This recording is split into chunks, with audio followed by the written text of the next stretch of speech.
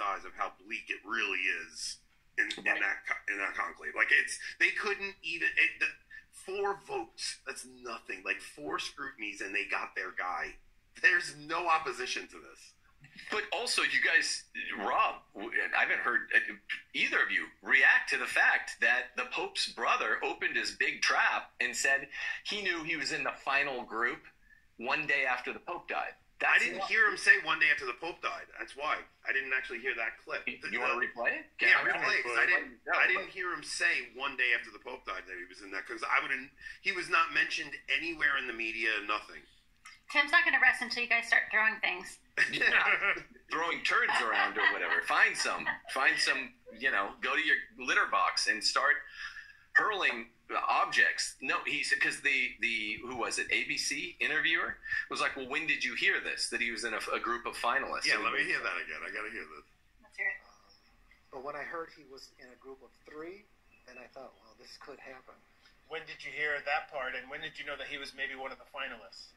Maybe like a day or 2 after the Pope died, and they were talking about... That is insane that he's in the final 3 a day after the Pope died. That means it was always between Parolin, Tagle, and him. No, that's fake. It was always him, and they just, what they're telling, I guess, the future Pope's friends and family. Yeah, he's on the runner. Is there's a group of 3. But here's the key, here's the proof text.